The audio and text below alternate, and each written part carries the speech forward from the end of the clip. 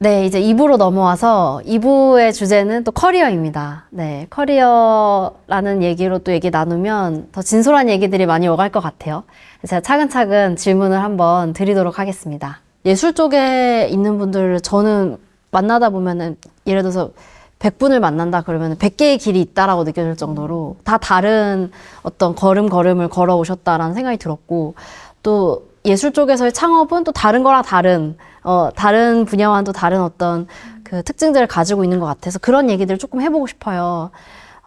먼저 좀 어때요? 제가 사실 궁금했던 건 뭐였냐면, 우리 약간 사전에 모여서 대표님의 완전 다른 배경을 들으면서 되게 놀래했잖아요. 근데 처음 이 예술 쪽으로 시작했던 때를 좀 더듬어 보면서 그때가 언제였는지, 혹은 그때 주변에 뭐 반응이라든지 이런 얘기들을 한번 시작해보면 좋을 것 같은데, 대표님의 배경이 가장 특별하기 때문에 한번 모셔볼게요. 네. 네.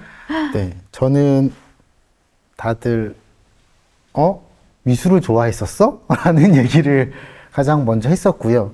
그런데 그렇게 저는 사실은 이제 완전 순수 미술 계열은 아니다 보니, 사실상은 이제 스타트업 창업의 방향성이었고 하다 보니 그쪽 분야에 대한 상업성이라든지 창업 가능성, 성공 가능성, 그런 것들에 대한 얘기가 더 많았던 것 같고, 조금은 가볍게 정도, 아까 말씀드린 것처럼 미술을 좋아했었냐, 미술은 어떻게 접근을 하려고 하냐 정도의 얘기여서, 오히려 네, 이렇게 아예 직접 작업을 하고 계시거나 아니면 예술 전문 기획인으로서 사시는 것보다는 반응이 조금은 더 유연했다, 완화되었다라는 게 더 맞는 것 같아요. 네, 네. 근데 원래 배경을 잠깐 설명해 주실 수 있을까요? 아, 네. 저는 원래는 이제 투자 섹터에서 이제 벤처 투자나 이제 그런 쪽에서 일을 했었고, 다양한 요소에 대해서 보다가 이쪽 미술 쪽을 원래 좋아하는 분야이기도 했었는데, 이쪽 미술 분야에서 여러 미술의 산업화를 놓고 봤을 때 되게 많은 분야들이 있는데, 순수 회화 같은 경우는 사실 이미 상당한 산업화와 성숙기가 이미 거쳐가고 있는 중이어서 사실 스타트업으로서 들어가기가 쉽지 않은 부분이 확실히 있죠. 그래서 산업 내에서 산업을 이렇게 쭉 쪼개서 보고 그 와중에서 이제 일러스트 미술 분야를 보고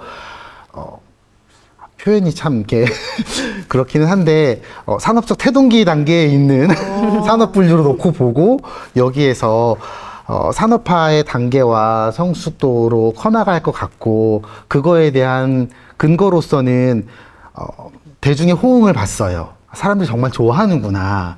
정말 많은 사람들이 좋아하는구나. 아까 잠깐 언급해 주셨던 것처럼 저희 하고 있는 작가들이 인플루언서로서의 활동들을 많이 하고 계시고, 또 그것들을 위해서 되게 열심히 노력을 하시거든요. 작품 활동 못지않게 이런 SNS나 홍보 활동을 중요시하게 생각을 하고 있고, 그리고 그에 반응해서 많은 분들이 그 작품들을 또 좋아해 주시고 하는데, 대중성이라는 건 항상 새로운 예술의 흐름, 새로운 미술의 흐름을 바꿔주는 되게 중요한 요인인 것 같아요. 제가 생각하기에는, 그래서 저희 뭐 좀 예전 얘기이긴 하지만, 인상주의 미술의 시작도 그랬고, 뭐 분리주의 미술의 시작도 그랬고, 추상 미술의 시작도 그랬고, 사실 초기에는 그들이 다들 인정을 받지 못했잖아요. 그것도 매번 반복되어 오는 것 같은데, 항상 시작은 그것도 미술이냐로 시작을 해서 가는데, 많은 사람들이 점점 더 좋아해주고, 많은 사람들이 거기에 호응을 하고 하면은 점점 더 이렇게 주류의 시장으로 흘러 들어가게 되는 것 같고, 그런 과정들의 과거를 보고 현재를 봤을 때 아직 이게 미술 시장으로서의 확고한 입지와 자리를 잡지 못했지만, 이렇게 사람들이 많이들 좋아해주고 호응해주고 한다라면은 충분한 가능성이 있다라고 생각을 해서 네, 이쪽으로 시작을 하게 된 것 같습니다. 네. 저는 사실 모시면서도 제가 가장 대표님과 비슷한 네, 네. 경험이지 않을까. 저희도 이제 스타트업을 하면서 그런 거에 좀 공감을 하면서 지금 들었고, 또 사실 미술 쪽 분야를 보면은, 그러니까 커리어적으로 가장 각자만의 방식을 갖고 있는, 사실 창작자이기도 하잖아요.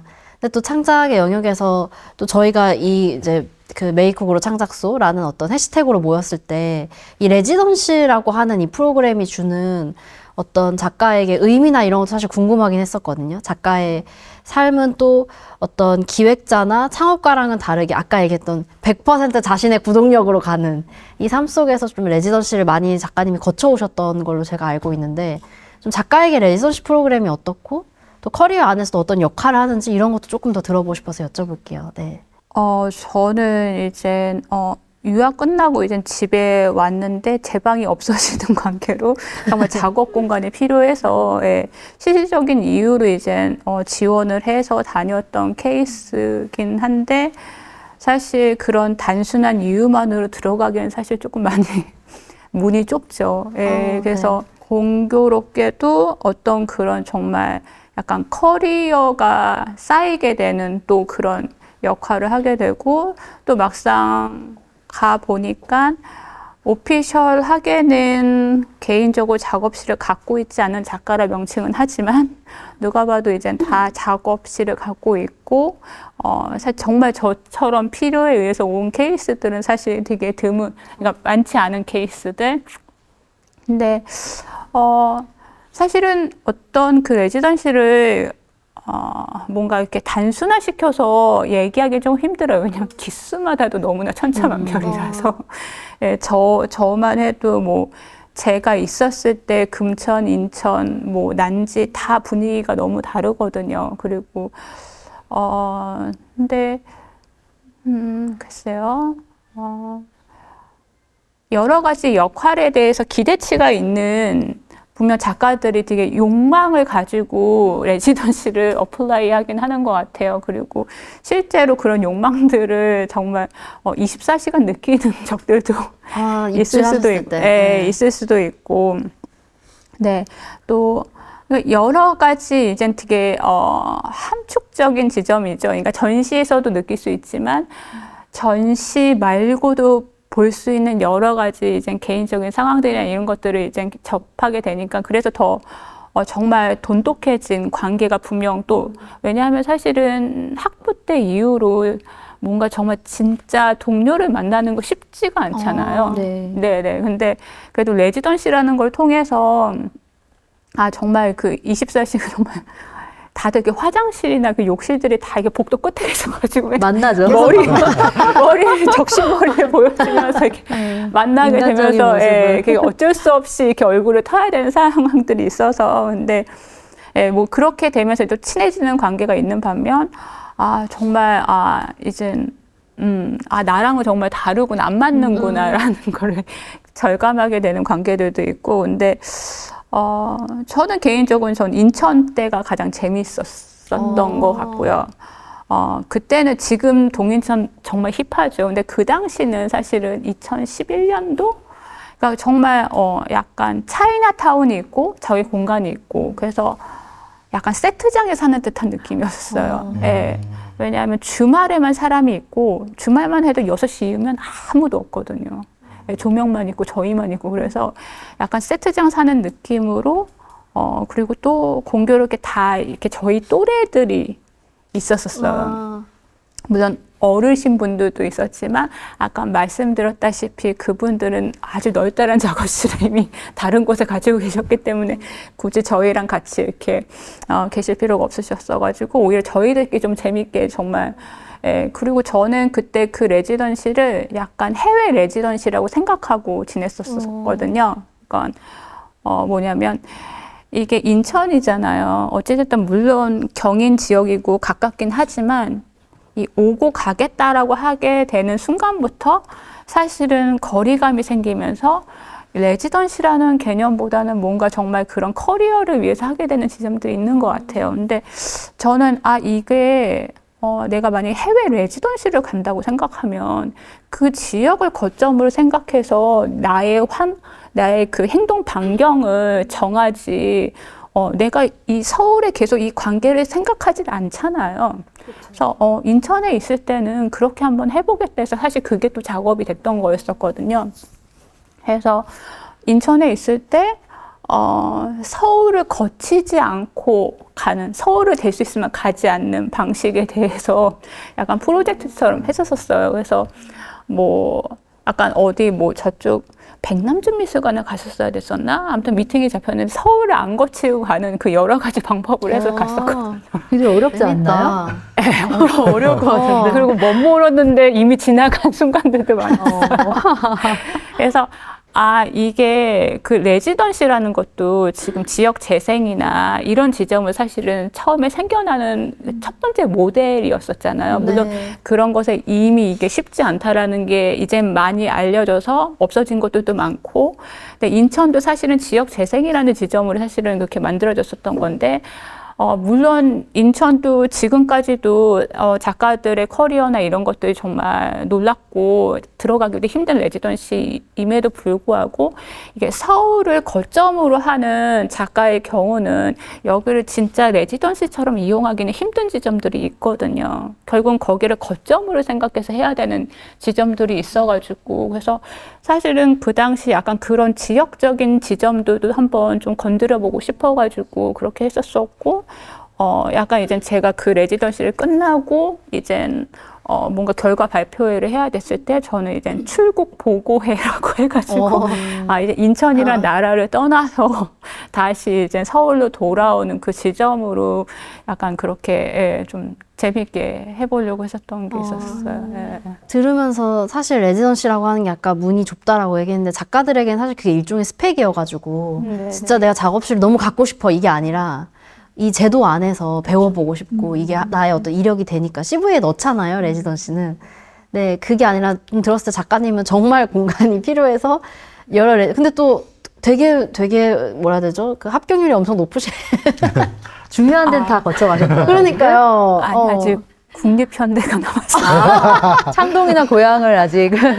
네, 창동 묵혀두고 있는데 너무 적게 보여서 힘듭니다. 그리고 여기서 창동을 가는 건 제가 사실 물리적으로는 너무나 거기도 출국 보고처럼 거의 거의 진짜 해외 레지던시 간다는 생각을 해야 되는데 아직은 제 상황이 그렇게 딱 끊어낼 수 있는 상황은 아니어가지고 그리고 뭐 낸다고 다 되지는 않아요. 어쨌든 작가의 삶 속에서 그렇게 창작 활동을 하기 위한 물리적인 공간에 대한 고민은 계속 있는 것 같아요.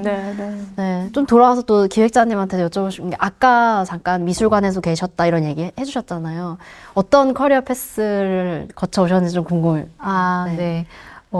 이제 저는 이제 예술 이론 쪽을 전공을 했어서 이제 자연스럽게 이제 미술관에서 일을 인턴부터 해서 시작을 하게 됐고요. 그래서 좀 길게 어쨌든 미술관에서의 다양한 현장을 좀 겪고 나서 16년 정도에 제가 이제 퇴사를 하고 이제 뭐 할까에 대한 고민을 하면서 이제 독립기획자의 길을 어쩔 수 없이 이제 걷게 된 거죠. 네, 그래서 그 전에 미술관의 큐레이터로 있다가 이제 나와서 독립기획자. 그래서 근데 사실은 이제 미술관에 있을 때는 당연히 어떤 조직 안에 있는 이제 일원이기 때문에 그냥 모든 인프라들이 자연스럽게 다 이렇게 마련이 되어 있고 그 안에서 좀 더 뭐 학예적인 것들에 집중하면 됐다면 독립기획자가 되니까 이제 하나부터 열까지 다 내가 다 알아서 해야 되는 이제 그런 상황들이 좀 생겨서 지금은 조금 그래도 내공이 예전보다는 좀 생겼지만 처음에는 좀 많이 헷갈렸던 게 뭔가 좀 시행착오를 겪었던 순간들이 있었고 제가 미술관에 있을 때도 사실 저는 뭐 회화 작업이나 뭐 조각이나 좀 이런 전통적인 어떤 매체에 대한 관심보다는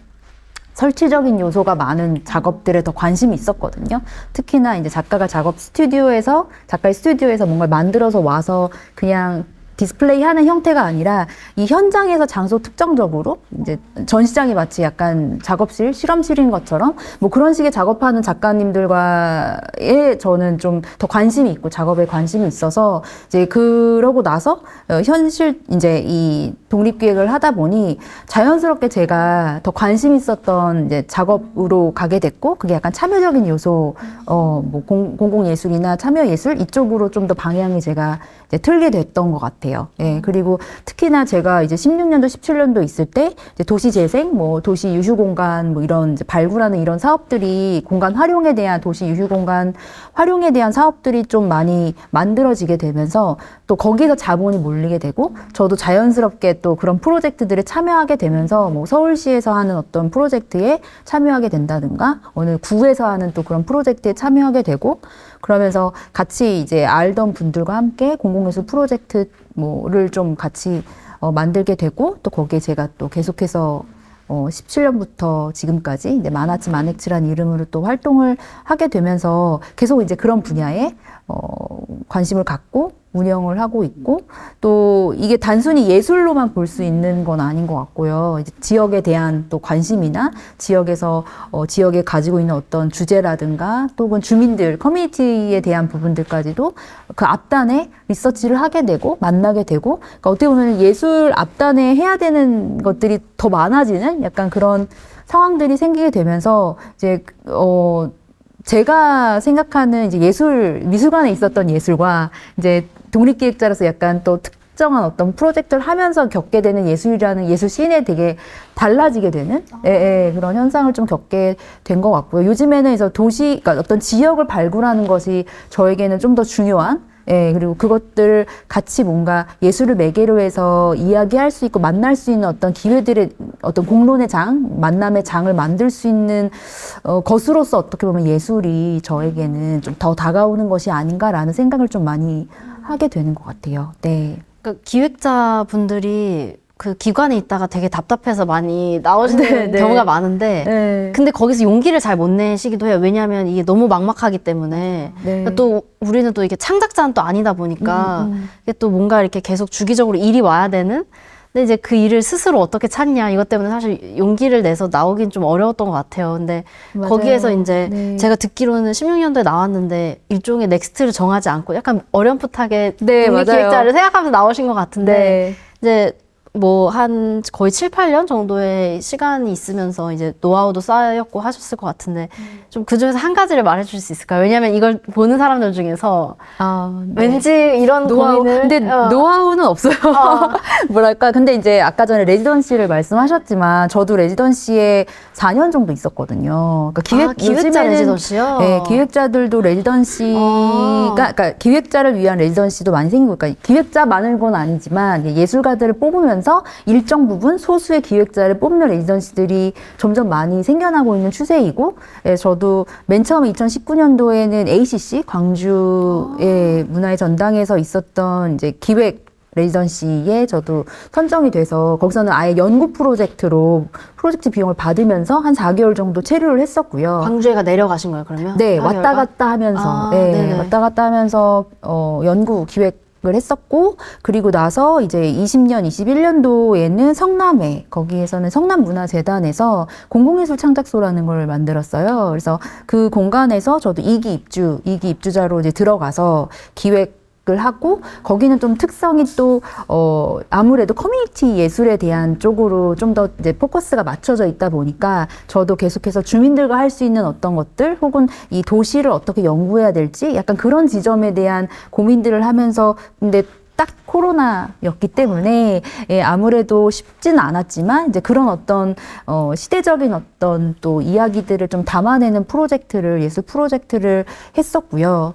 후반문화재단은 또 다른 이제 창작자분들, 예술가분들과 함께 공간을 활용할 수 있다 보니까, 물론 이게 사무실을 이제 어떻게 보면은 활용한 공간이다 보니 창작자분들은 좀 힘들어 하시는 경우도 있었어요. 왜냐면 함부로 뭔가 공간을 막 사용하게 뭔가 작업을 하기엔 조금 제약이 있는 공간이긴 했지만 이제 연구자 입장에서는 너무 좋았고요. 기획자 입장에서는. 그리고 어쨌든 5명의 또 이런 예술가 분들과 같이 뭔가를 얘기도 하고 일상에 또 차원에서 작업 얘기도 할 수 있고 교류할 수 있는 그런 시간들이 있어서 그러니까 레지던시도 다 아까 말씀하셨던 것 특성이 다 다르거든요. 네. 거기서 할 수 있는 것들도 좀 다르고 그래서 저는 충분히 되게 레지던시를 굉장히 잘 활용했던 그런 경우이지 않을까라고 네. 생각해서 노하우까지는 아니어도 네. 뭔가 기획자분들이시라면 이런 레지던시의 특성들을 좀 확인하시면서 본인한테 맞는 공간에 한번 지원해 보시면 어떨지라는 생각이 듭니다. 또 잘 붙으셨네요. 아니, 그러니까 이것도 어려워요. 네. 저도 이 기획자 레지던시가 있다는 걸 알고 그 사무실도 이제 거기 빌려주고 맞아요. 거기에 이제 네. 리서치할 수 있는 환경, 작가도 매칭해주고 네. 여러 가지 인프라. 근데 얘기를 들으면서 확실히 예술 쪽에서는 그러니까 길이 정해져 있지 않기 때문에 그 예술 안에서의 다양한 주체들이 이렇게 서포트를 해주는 제도들이 많은 것 같아요. 이제 그 중에서 저는 이제 창업을 도와주는 제도도 꽤 많은 걸로 알고 있어요. 특히 뭐 예술경영지원센터나 저 같은 경우에는 널 위한 문화예술은 이렇게 사업을 하다 보면 이제 어느 순간 저는 왜 굳이 투자를 받지? 그냥 대출을 받으면 되는 거 아니야? 막 이런 생각을 했었어요, 처음에. 지분을 나눠주면서. 약간 이렇게 누가 감시자가 생기는 거니까 그냥 나는 깔끔하게 대출을 받는 게 나을 것 같아. 막 이런 생각을 했었는데 또 그게 다르더라고요. 근데 이제 투자라고 하는 어떤 단계로 갔을 때 이게 투자를 받으려면 투자자들을 만나서 설득해야 되잖아요. 근데 그 투자자 설득이 안 되는 거예요. 그러니까 예술이 돈이 된다라는 것, 그러니까 사실 관심도 많이 없으시고 이 산업 자체에. 그래서 약간 이게 예술 쪽은 투자를 받기도 어렵구나 하고 있는데 예술경영지원센터에서 그 IR 뭐 데모데이 이런 식으로 제도를 만들어줘서 네. 애초에 예술에 관심 있는 투자자들을 만나게 해주는 장을 네. 해주는 그러니까 그런 제도도 있더라고요. 그래서 그런 거 보면서 예술 쪽에서 창업을 하려고 하는 제도도 이제는 많이 생기구나라는 생각을 했는데 좀 어떠세요? 대표님 같은 경우는 그런 제도를 이용하신 적이 있는지 아니면 좀 그런 제도에 이런 게 있어야 되는데 왜 아직 없는 거야? 막 이런 거라든지. 네. 저는 예술경영지원센터 지원 사업이 선정이 돼서 사업 수행을 1년 정도 했고요. 했고 진행하면서 뭐 여러 가지 네트워크라든지 뭐 지원 같은 부분들이 너무 많아서 그 부분은 일단 너무 많은 도움이 됐어요. 도움이 됐고 근데 이제 진행하면서 그 도움이 좋았던 부분들은 다 알 거니까 네. 그거 말고 제가 개인적으로 좀 아쉬웠던 건데 뭐 단순히 딱 이 프로그램이 있었으면 좋겠다는 아니었었고 그런 부분이 있었어요. 많은 대부분의 이제 이런 초기 기업들 같은 경우에 저희 뭐 사실 전시도 마찬가지긴 하지만 홍보 이슈나 뭔가 같이 이제 콜라보해서 진행되는 사업이나 그런 것들이 되게 중요하잖아요. 중요한데 홍보 마케팅 분야에서 사업비의 거의 대부분이 대기업과 글로벌 기업으로 다 빨려 들어가더라고요. 저희뿐만이 아니고 네이버, 인스타그램, 페이스북, 유튜브의 광고 집행비로 마케팅 비용은 거의 나갈 수밖에 없어요. 구조가. 제가 이제 그 사업 참여하면서 이제 많은 회사들을 알게 되잖아요. 봤더니 사실 널리한 문화예술도 그렇고 마찬가지지만 다른 회사들도 다 자신들만의 플랫폼과 많은 것들을 구축을 하고 있어요. 하는데 이렇게 지원 사업으로 나오는 이 사업비가 저희 예술 섹터 안에 있는 생태계 안에 있는 많은 기업들을 돌면은 훨씬 더 생산성이 높게 유발 효과가 같이 나오지 않을까 싶은데 이게 왜 쉽지 않을까라는 고민을 해봤더니 잘 몰라요. 왜냐면 모두가 서로 그렇게까지 유명하지 않거든요. 그 자기 영역에서 어느 정도의 영향력을 가지고는 있지만 사실 그렇게까지 유명한 곳들이 많지는 않거든요. 여기 한 곳이 있지만 나머지 곳들은 대부분 그렇지 않은 회사들이 훨씬 많다 보니까 그래서 예경에서도 만약에 가능하다면 오히려 이제 그런 영역에 있는 회사와 서비스를 제공하고 있는 국내의 많은 기업들이나 스타트업에 DB를 구축을 하고 이런 사업들을 할 때 그들한테 이곳들을 활용할 수 있다라고 제공을 해주면 이런 회사도 있구나라고 알 수 있고 그러면 어딘가 써서 일정 타겟 수를 설정을 하고 광고비나 이런 사업비들을 집행을 할 때 이곳들을 한 번 더 거쳐서 쓸 수 있게 되는 거고 그럼 그게 이 예술 생태계 안에서의 돈이 지원금이 더 돌잖아요. 그러면은 사실은 한 번 거칠 때마다 전체적으로 성장을 하는 효과가 같이 나올 수 있지 않을까라는 생각이 첫 번째 그게 아쉬움이 있었고 두 번째는 같은 영역 연장선상에서 마케팅과 홍보 영역인데 저희가 이제 전시를 기획을 하거나 작품을 만들거나 전시를 하면 이제 어딘가 홍보를 해야 되는데 홍보한 채널이 말씀드렸다시피 너무 제한적인 거예요. 그래서 첫 번째로는 아까 말씀드린 그런 곳들이 더 많이 알 수 있어서 그런 곳들을 통해서 한 번 더 생산 효과가 더 배가 됐으면 좋겠다라는 것과 두 번째는 예경이나 뭐 문체부나 뭐 많은 문화예술 산하 기관들에서 채널들을 많이 운영을 하고 계세요. 실제로 예경 쪽에서도 꽤 크게 운영을 하고 있고 하는데 저도 물론 팔로우를 하면서 계속 보고 있고 너무 많은 도움을 받고 있는데 그곳들은 사실은 예술인이나 예술을 업으로 하고 있는 분들이 주로 정보를 얻는 곳이지 순수한 소비자들을 위한 곳들이 아닌 거예요.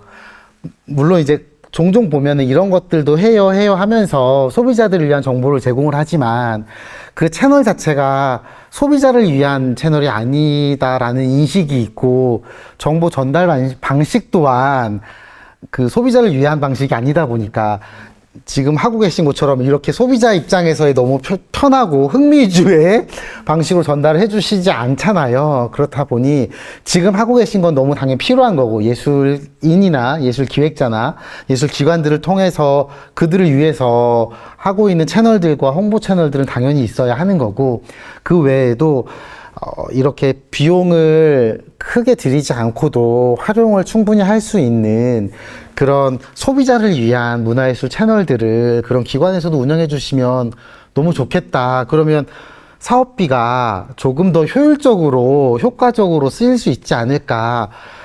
사실은 그 대기업이나 글로벌 기업 같은 경우는 굳이 그 사업비 정도가 없어도 되는 곳들이 많은데 그걸 좀 더 효율적으로 예술인이나 아니면 직접적으로 뭔가 제작하는데 더 많은 비율로 쓸 수 있지 않을까라는 그런 아쉬움 같은 게 조금은 있었습니다. 네, 뭔가 말씀하세요. 아쉬움이 있으신 것 같아요. 네네. 아쉬움이 약간 있으시죠? 다른 얘기긴 다른 네, 얘기긴 한데요. 네. 그러니까 레지던시도 얘기했고 지금 네. 어떻게 보면은 좀 더 이제 홍보와 그런 쪽 얘기를 했는데, 그러니까 시각예술이라는 그 특성이 좀 시간이 오래 걸리는 것 같아요. 결과물을 내기까지가. 아까 뭐 공연에 대한 우리가 비교도 했었지만 공연은 어쨌든 티켓팅에 대한 부분이 확실한데 사실 시각예술은 좀 그렇지는 않잖아요. 그래서 좀 기다려주고 그 결과물이 나오기까지 쌓이는 어떤 것들을 좀 감안해야 되는데 사실은 이런 행정이 그걸 따라오지 못하는 것 같아요. 그러다 보니 이제 뭐 큰 기업들한테 어쨌든 결과가 되게 빠르잖아요. 네, 이게 네. 돈을 자본을 넣는 만큼 뭔가 피드백이 있으니까 이제 그런 식으로 되는 것 같고,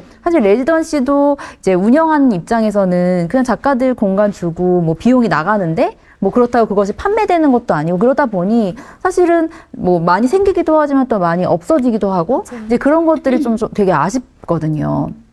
제가 구루문화재단에서 운영하는 메이크업그룹 창작소도 그때 이제 프로젝트 하면서 또 찾아가 봤는데 비가 오는 날이긴 했는데 그 부품 공장 맞나요? 그 단지, 네, 고척 공구 상가를 이제 갔었는데 또 바로 옆에는 또 실제로 이제 일을 하시는 장인분들이 막 계시고. 장인분들 계시고 뭐 사장님들 계시고 그 사이사이에 또 레지던시 공간들이 있고 그러니까 굉장히 독특했거든요. 그래서 앞서서도 레지던시가 각자 다 다른 어떤 지역성이나 또 혹은 어떤 방향성이 특성이 다르다고 말씀드린 것처럼 그런 이제 메이크업으로 창작소 저는 굉장히 좀 특이했고 여기서라면 또 다른 어떤 예술 결과물들이 분명히 나올 수 있는 굉장히 좋은 공간이라고 생각을 해서 사실 이런 공간들이 좀 많이 생기면서 당장의 결과물이 아니라 좀 더 장기적으로 좀 그것들을 그러니까 소소한 어떤 그 개인이나 아니면 작은 어떤 기관 단체들을 좀 키워나가는 그런 좀 뒷받침이 사실은 행정적으로 뭔가 있으면 정말 좋겠다라는 생각을 많이 또 이 말씀 들으면서 하게 되는 것 같습니다. 네. 듣다 보니까 그 지금 두 분께서는 어떻게 그 레지던시를 거쳐오셨으니까 작가님은 지금 그럼 작업실이 지금 네. 이제 범인운수 종점은 저희의 작업실이기도 하고 그다음에 이제 대신 그래서 1년에 한두 번만 전시나 프로젝트를 진행하는 물리적인 상황도 있긴 있어요. 근데 지금 사실 이제 이야기를 들으니까 뭐 지금 뭐 저희가 항상 기금 쓸 때도 요즘에 화두가 되기도 하는 지속 가능성에 대해서 이제 네. 이야기가 나오는 것 같은데 맞아요. 그러니까 저희도 이제 한 뭐 7년차, 8년차가 되니까 저희 공간에 대해서도 약간 이제 뭐 소개를 할 기회들이 있고 했을 때 이제 그쪽도 뭔가 새로운 공간을 연다거나 아니면 뭐 그러니까 그 작가 그룹을 만들려고 했을 때 이제 제가 이제 뭐 약간 가서 이야기 나누는 시간이 있었는데 그때 이제 얘기 나눈 게 지속 가능성에 대해서 이제 여쭤보시더라고요. 그 팀은 이제 정말 모인 지 1, 2년밖에 되지 않은 팀이었는데 그러니까 저희도 1년에 한두 번 전시를 여는데 그게 공간이야? 라는 게 컨템포 로컬 안에서도 치열하게 싸웠던 지점이에요. 근데 지금 저희의 현실적인 지점이 작업실도 필요한 상황이고 그리고 전시를 연다고 끝이 아니잖아요. 오픈만 했다고 그냥 그렇죠. 손 놓고 있는 게 아니잖아요. 네. 그러니까 결국 우리도 생활을 해야 되는 입장이고, 그래서 어찌됐든 지금은 우리가 재밌어 하는 지점이고, 지금 할 수 있는 최선이니까, 그래, 이렇게 하자. 근데 이게 이젠 7년, 8년이 되니까, 이게 저희의 또 다른 지속 가능성이고, 저희의 지금 독특한 성격이고, 저희가 할 수 있는 최선인 거예요. 그러니까 결국은 이게 오랫동안 지켜봐야 된다라는 그 지점도 사실은 맞는 게 문서에서 그 지속 가능성을 저도 7년 전에는 저희가 이렇게 할 수 있을 거라고 생각을 안 했었죠. 근데 결국은 계속 하면서 버티면서 그거가 하나의 루틴이 되면서 이제 방향성이 만들어진 거거든요. 그리고 또 공교롭게도 최근에 워낙에 다양한 성격으로 오픈하는 뭐 이제 여기도 너무나 다양하게 하지만 또 미술신에서도 지금 이제 뭐 기획자들이 이미 약간 그런 먼슬리 잡이 있기 때문에 금토일만 여는 공간도 있고, 그러니까 결국은 자신의 지금 상황에서 그것이 가장 내가 끝까지 버틸 수 있는 방법으로 가는 것이 그래서 사실은 어떻게 보면은 지금 이제 레지던시라는 그것도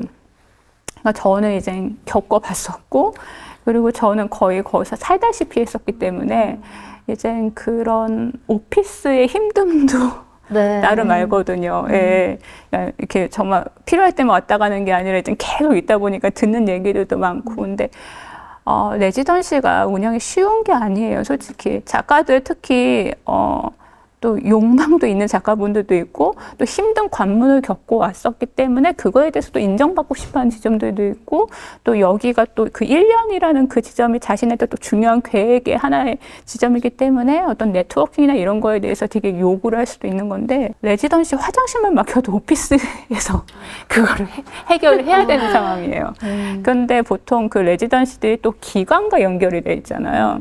또 국공립 기관의 경우는 이제 사실 레지던시라는 거에 대해서도 가늠을 못 하시는 분들을 설득해야 되는 지점들도 있고 그래서 사실은 되게 이 오피스도 되게 힘들다라는 지점들도 너무나 잘 알고 있고 그리고 그거에 비해서 이렇게 뭔가 계속 이렇게 그 처음에 그런 기관들이 생각하는 그런 것과 계속 다르니까 사실 그런 지역에서 계속 레지던시가 없어지는 것들도 너무 빠른 시간 내에 그거를 바라는 거고 작가들의 어떤 그 니즈도 계속 이렇게 상충되면서 부딪히는 지점들이 있어서 그랬던 건데 저는 사실은 뭐 지금은 이제 구로가 약간 이런 방식으로 아쉽게 문을 닫는다고는 하지만 뭔가 정말 그 한 공간이라도 그리고 정말 단기간이라도 이것이 계속 지속 가능성으로 그런 텀으로 계속 이렇게 이어간다면은 그게 결국은 그래도 10년 정도 지나게 되면은 또 하나의 새로운 방식의 어떤 패턴이 만들어지지 않을까라는 생각이 들어요. 예. 사실 그 처음에 얘기를 해주셨던 그 지속 가능성에 대한 생각을 해보면, 그러니까 범인수 종점이 1년에 2번 전시를 했기 때문에 지속 가능하게 된 거라고 저는 생각하거든요. 그걸 억지로 약간 행정적인 시각에서 12번 해야지 이렇게 되면 이제 운영을 못 하는 거잖아요. 그러니까 그런 식으로 좀 각자만의 방식을 좀 인정하는 거. 그리고 되게 전 작가님의 작업실 따로 있는 줄 알았어요, 사실은. 근데 거기 같이 한다라고 하니까 이제 그 방법을 약간 잘 지점을 찾으신 거 아닌가라는 생각도 들어서 그렇게 각자의 어떤 그 균형을 맞춰 나가는 거를 좀 이해해주고 인정해주는 시간들이 좀 필요하겠다라는 생각이 좀 드네요. 기획자님은 지금 오피스가 있으신가요? 없습니다. 저 없어서 이제 올해 상반기로 레지던시가 끝나서 따로 작업실 없고요. 이제 집에서 하거나 혹은 스타벅스에 가서 카페에서 하거나 정말요? 네, 그렇고요. 이제 저희가 19년도에 레지던시를 ACC에서 하면서 그때 이제 처음 만들었던 게 도시출판 연구 프로젝트라는 걸 처음 시작했어요. 그때 리서치 사업으로 이제 프로젝트를 해서 이제 무가지 형태의 페이퍼를 만드는 프로젝트가 애뉴얼로 진행하거든요. 그러니까 누가 이렇게 네이밍 붙여준 게 아니라 그냥 제가 자체적으로 도시연구 출판 프로젝트다 해서 저의 정체성에 대한 걸 스스로 좀 부여하고 사실은 공간이 필요 없고 결국 페이퍼의 형태다 보니까 아까 아트북엔 얘기도 했지만 제가 이제 고민하고 있는 주제를 기획 어떤 예술 프로젝트 기획하기 전 단계에 리서치하는 약간 저 스스로 한번 그 주제에 대해서 좀 한번 이렇게 일가름하는 약간 그런 용도로 이제 만들기 시작해서 4년째 지금 계속 하고 있고 이제 올해 말 내년 초에 또 올해 게 나오게 되거든요. 5번째가. 그래서 뭐 지속 가능성에 대한 이야기를 했지만 또 가끔씩 제가 어떤 이제 뭐 예비 기획자들이나 아직 이제 막 시작하기엔 예술가 이제 그 기획자분들한테 이야기를 할 때도 너무 물리적으로 혹은 이제 뭔가 좀 자본이 드는 그런 거는 사실 쉽지 않잖아요. 제가 혼자 만들 순 없고 따로 이제 지원이 되는 어떤 환경과 상황에서만 할 수 있다면 스스로 약간 자발적으로 큰 비용 없이 할 수 있는 것들을 프로젝트화해서 계속해서 누가 보든 안 보든 1년, 2년, 3년 뭐 1번, 2번, 3번 계속 좀 쌓아가는 것이 굉장히 중요하다. 이제 이런 얘기를 하거든요. 그런 지점에서 저 스스로 약간 지속 가능성을 찾는 노력들이 또 있었어요. 그래서 시티크랙이라는 이름으로 이제 19년부터 계속 매년 주제를 달리하면서 뭐 먹기에 대한 주제도 있었고 작년에는 이제 혐오와 이주에 대한 그런 주제를 또 하나 나오게 돼서 약간 다학제적인 프로젝트여서 뭐 저 말고도 예술가분이 참여하시거나 혹은 뭐 경제학자라든가 정치학자라든가 이런 분들이 그 주제를 가지고 같이 좀 뭔가 원고를 쓰고 또 오프라인으로 뭔가 모임을 해서 라운드테이블을 하고 약간 이런 형태로 최소한의 형태로 뭔가 계속해서 리서치를 하는 방법들을 좀 강구를 하고 있는 상황이에요. 네, 네. 너무 네. 흥미로워요. 네. 네, 각자의 커리어에서 사실 좀 중요한 사건 혹은 분기점 이런 걸 하나씩 얘기해보면 좋을 것 같은데 사실 가장 먼저 궁금했던 게 좀 작가님이 아까 아이에 대한 얘기를 계속 해주셨잖아요. 영감의 원천으로 삼고 있는 지금 한 7살, 8살 됐다라고 얘기해 주셨는데 그러니까 작가님의 그 커리어에 있어서 어떤 육아, 출산 어떤 의미였는지 어떤 변화가 있었는지 좀 경험이나 이런 걸 나눠줄 수 있을까요? 제가 이제 2016년도에 이제 임신과 출산을 이제 같이 하게 됐었는데, 사실은, 계획하지 않았던 상황이어가지고, 그리고 당시 그래도 작업을 꽤 열심히 하고 있던 상황이었고, 저도 약간 작업이 프로젝트 베이스라서 계속 사람을 만나고 협업을 해야 되는 상황인데, 어찌됐든 이제 물리적으로 움직인다는 게 조금 힘들어지면서 변화가 있어야 되는 상황이었어요.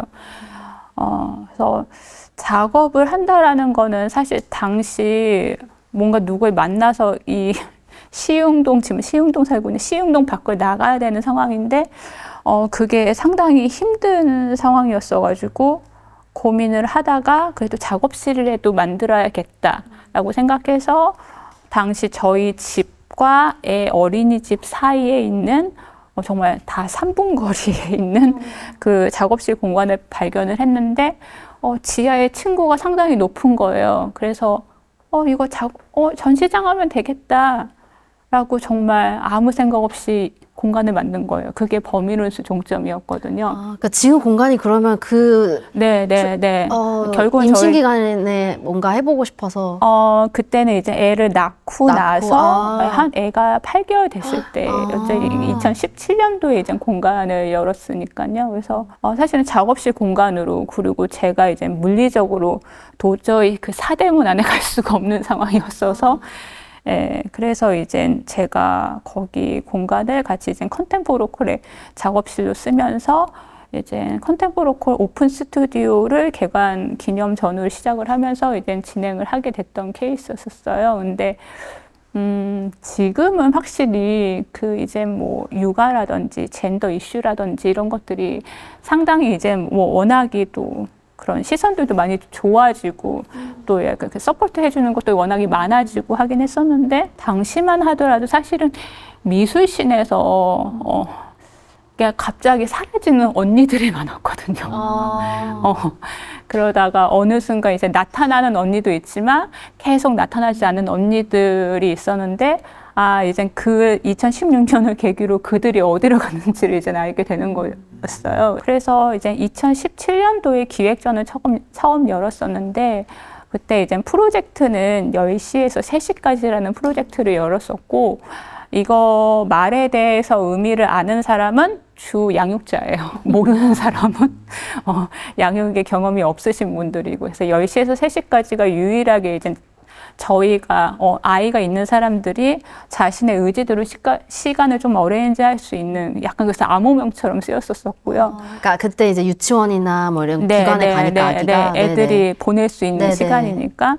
그리고 그 안에 이제 전시와 프로젝트가 있었었는데, 전시가 깍꿍 사라진 것이 아니라 등장하기 위함이다 라고 이제 해가지고 그 당시 갑작스럽게 사라졌던 작가들, 물론 다시 돌아오긴 했지만, 그들이 왜 사라졌는지 알게 돼서, 이제 권자연 작가나 이제 배종원 작가, 이제 그분들이 이제 하나의 이제, 제가 궁금해했던 게 이제 그 순간 풀린 어떤 그런 지점으로 나왔었고, 또 그 당시 또 장보연 작가는 또 저희 애가 했어가지고 또 비슷한 어떤 그런 어려움이나 이런 것들을 가지고 있었었고, 거기에서 가장 이제 좀 그 전시의 롤 모델처럼 하고 싶었던 게 이제 실비랑 헤롤드라는 네덜란드 부부 작가가 있어요. 근데 그 작가가 이제 아마 독일 베타니엔 그때도 아이 학교랑 협의해서 브레이크 기간을 가지고 6개월간 같이 네 가족이 이동을 해서 레지던시를 했었어요.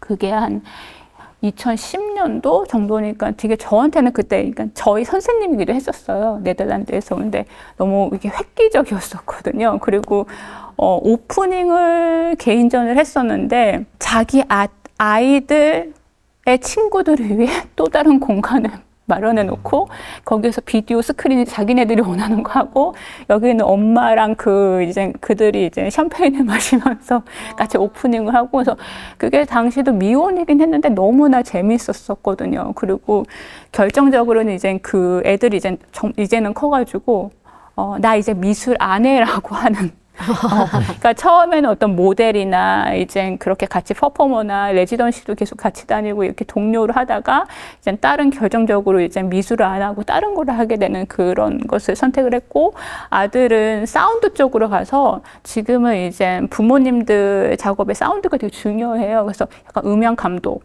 의 역할도 하고, 실제로 약간 그런 사운드 트랙도 같이 연주를 해주고, 되게 저한테 되게 이상적인 그룹핑이어가지고, 그래서 그렇게 이제 같이 하게 됐었거든요. 근데 그 당시는 사실은 미술신에서도 그런 어떤 모성이나 이런 거, 그리고 엄마, 이런 거의 단어가 아직은 조금 이게 낯선 단어? 우리가 그런 것까지 굳이 알아야 될까? 라는 그런 지점도 있었었고, 그 다음에 이제 예술인복지재단에서 파견 사업을 처음 했었을 때, 파견 사업 그 약정서가 있어요.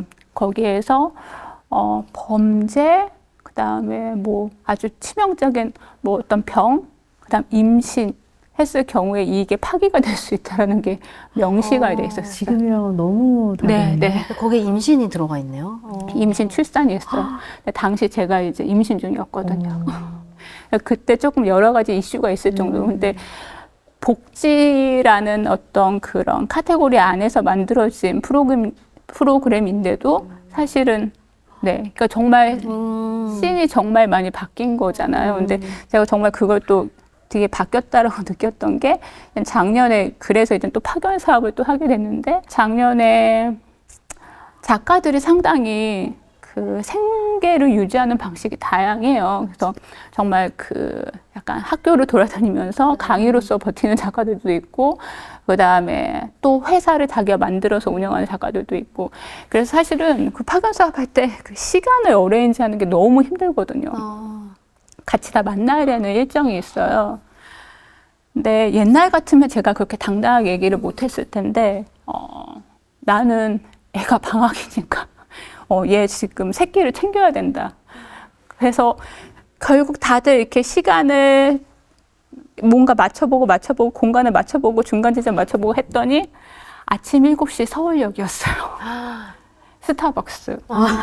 네. 근데 물론 그 당시 몇몇 작가들은 아니 내가 이렇게까지 맞춰야 되나라고 하는 게 있었는데, 저는 그 애를 케어하는 게 그분들이 사업을 하고 그분들이 티칭잡을 하고 이런 것만큼 저한테도 중요한 지점이었었기 때문에 그런 거에 대해서 얘기할 수 있었던 씬이 이젠 됐다라는 게 너무 좋았었고 정말 아침 7시에 이렇게 다 만나서 서로가 다 자기 일을 할 수 있도록 이렇게 배려되는 이 상황으로 만들어졌다는 게 저는 그 이전에 그런 경험을 겪고 나서는 되게 너무나 고무적으로 많이 바뀌었다고 생각을 들거든요. 그래서 그 임신, 출산 이 경험으로 인해서 분명 이젠 닫혀졌던 기회들도 있었던 반면 확실히 이젠 조금 또 바뀌는 신들도 경험하게 돼서 되게 다행이다라고 싶기도 하고 예, 작업도 사실은 많은 변화를 겪었었고요. 예. 네, 좋습니다.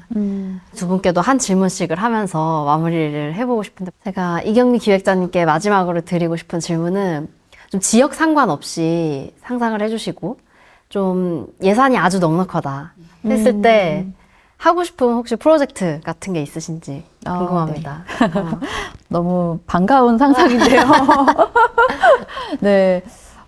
사실 하고 싶은 거는 되게 많기는 한데, 제가 요즘에 좀 집중하고 있는 그런 이제 뭐 프로젝트와 연결시켜서 좀 생각을 해볼 수 있을 것 같아요. 이제 작년에 시각예술 연구 플랫폼, 이제 퍼블릭이라는 걸 처음 런칭을 했고, 저와 이제 동료 기획자들과 함께 조금씩 아직 뭔가 형태가 완벽하진 않지만 조금씩 뭔가 프로그램들 위주로 진행하면서 이제 사업을 꾸리고 있는 상태이고요. 뭐 지속 가능성에 대한 고민으로 출발을 한 것이었고, 특히나 이제 보통은 작가님들이 따로 이제 작업을 하시게 되면 사실 그걸 어떻게 외부에 보여줄까에 대한 고민들을 이제 작가님 단위라면은 많이 하시게 되잖아요. 그래서 그 중간에 좀 연계할 수 있는 지점들을 프로그램 형식으로, 그러다 보니 좀 이제 관객들을 같이 할 수 있는 그런 프로그램 형식들을 계속 좀 기획하고 있는 컨텐츠라고 생각해 주시면 될 것 같고, 그 퍼블릭에서 이제 좀 향후에 하고 싶은 게 이제 로컬이에요. 근데 로컬이 지금 저도 뭐 금천이나 노원처럼 이 서울 안에서 또 약간의 뭐 지역색이 있는 그런 공간들에서 프로젝트를 하지만 아예 정말 서울이 아닌 좀 지방이라고 할 수 있는 서울 외 지역으로? 외 지역으로 지금 좀 이동을 하고 싶은 생각이 있고요. 그 지방 뭐 지역, 특히나 뭐 인구 절벽이나 소멸 위험 뭐 이런 이슈들이 있는 지역에 가서 뭔가 문화예술 컨텐츠를 좀 만들어 보고 실제로 거기 있는 주민들을 만나고 그 주민들과 함께 뭔가 좀 더 커뮤니티적인 프로젝트를 함께 하는 것, 뭐 그것이 만약 가능하다면 조금 더 도시재생적인 측면에서 어떤 공간을 또 만들면서 그 안에 들어갈 수 있는 컨텐츠까지도 같이 좀 꾸려볼 수 있는 좀 그런 프로젝트를 지금 고민하고 있고 계획하고 있고, 예, 근데 만약에 이제 무한하게 자본을 제가 가질 수 있다면 아주 성대하게 하면 좋겠지만 네. 뭐 그렇지 않더라도 사실 계속 좀 고민하고 있는 지점이기는 해요. 그래서 아마 그런 방향으로 향후에 또 인사를 뭐 드릴 수 있지 않을까라는 생각을 하고 있습니다. 네. 왠지 이거는 뭐 어떻게든 구현이 될 것 같아요. 사실 예산에 상관없이 뭔가 네. 기획자님 아이템인 것 같아가지고 네, 움직이고는 있습니다. 네. 네. 좋습니다. 그러면 제가 대표님께도 마지막 질문 드리고 싶은데 좀 국행 갤러리 사업을 통해서 좀 향후에 더 약간 깨보고 싶은 선입견? 혹은 내가 넘고 싶은 다음 벽 같은 게 있다면 뭔지 궁금합니다. 네. 바꿔보고 싶은 씬? 이런 것도 괜찮고요. 네. 저희가 아무래도 이제 일러스트 미술을 주로 하고 있다 보니, 일러스트 미술에 대한 미술로서의 인정을 조금 더 받아갈 수 있으면 좋겠다라는 생각과, 이쪽 국내에서의 일단 어느 기본적인 전시가 조금 더 충분히 활성화되고 작가분들도 전시 이력이 좀 충분히 쌓이고 하는 것들을 바탕으로 지금 해외에 있는 젊은 일러스트 작가들은 국내도 들어오고 글로벌 투어도 많이 다니잖아요. 근데 우리나라 작가분들도 충분히 그런 가능성이 있지 않나, 작품성이나 작품 활동하는 것들이나 그거에 그 모습들이 가지고 있는 작품의 다양성이나 사실 그런 게 부족한 건 아니어서 가능성은 있는데 아직 그 기회가 열리지 않은 게 아닌가 싶어서 그런 것들을 넘어서서 국내 작가들도 해외에서 나가서도 해외에서도 전시도 하고 좀 더 많은 곳에서 더 좋아해 주실 수 있도록 저희가 그 발판도 같이 마련하고 같이 좀 갈 수 있으면 좋겠다. 그래서 일러스트 미술 시장 안에서 작가분들과 저희가 좀 같이 커가면서 더 많은 사람들이 좋아할 수 있는 그러한 미술의 한 영역으로 자리를 잡았으면 좋겠다라는 생각을 하고 있습니다. 네, 좋습니다. 네. 이렇게 우리 긴 3시간간의 네. 이야기를 마쳤는데 오늘 다시 한번 술술화에 와주셔서 감사드리고 다들 반가웠습니다. 네, 수고 많으셨습니다. 네. 감사합니다. 감사합니다. 네.